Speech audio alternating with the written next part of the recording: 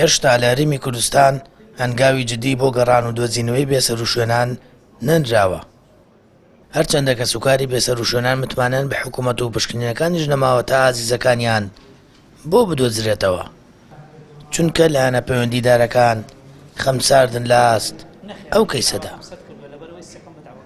من ئەوانە بەش بە حاڵی خۆمان لە بنەماڵەکەی خۆمدا من تاقانەی کیمیابەرانی هەڵبجەم بەس خۆماوم خاوەنی 6 شەیدی کیمیابەرانم ئەمانەیان تۆمارم کرد ئەو کات لە هەڵەبجە لە دەعوا محکەمە لێرە تۆمارم کرد کە لە بێسەروشوێناندا ئەمانە ون بوون.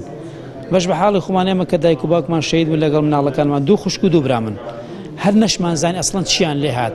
بەس دوای ئەو کات ئەوە بوو لە کەسوکاری شەیدان تۆمارکراوێک هەبوو کە تۆماریان نەکردن کە ناوی بێسەروشوێنبوون هەیە.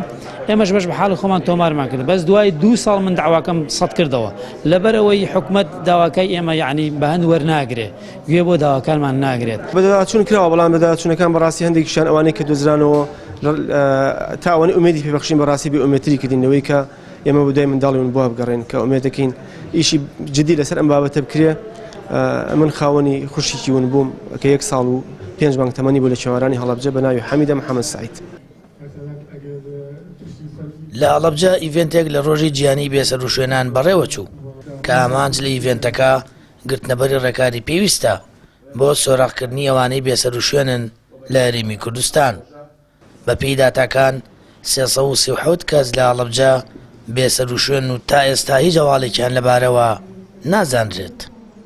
بەپێی ئامارێکە ساڵی 2017 ئەنجامانداوە هەتا ئێستاش ئێمە بەردەوام بدەیت تێکینەوە تا ئەسەنجیکەی 337 کەس لە سنووری پارێزگای هەڵەبجە بێسەروشوێن کراون.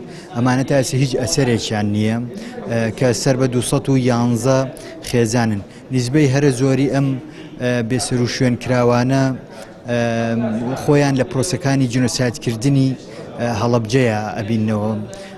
لەم نیزبەیە نزیکەی زیاد لە 270 کەسیان لە پرۆسەی جینۆسایدی هەڵەبجەیە کە ئەنفال و کیمیاباران بوو بێسەروشوێن بوون هەتا ئێستا هیچ ئەسەرێکیان نییە. ئابی هەموو ساڵێک بە ڕۆژی گیانی بێسەروشوێنان دیاری کراوە. لە سەراستی گیانیش ساڵانە هەزاران کەس بێسەروشوێن دەبن و ئەوەش بە یەکێک لە تاوانەکانی دژ بە مرۆڤ لە قەڵەم دەدرێت. تا ئێستا لە هەرێمی کوردستان حکوومەت و لایەنە پەیوەندیدارەکان بە پێی پێویست سۆراغی بۆ بێسەروشوێنان نەکردو و لەو دۆسیانشدا کەم تەرخەم بووە.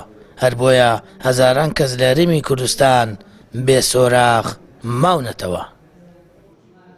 سامان فەتاح کەناڵی ئاسمانی پەیام هەڵەبجە.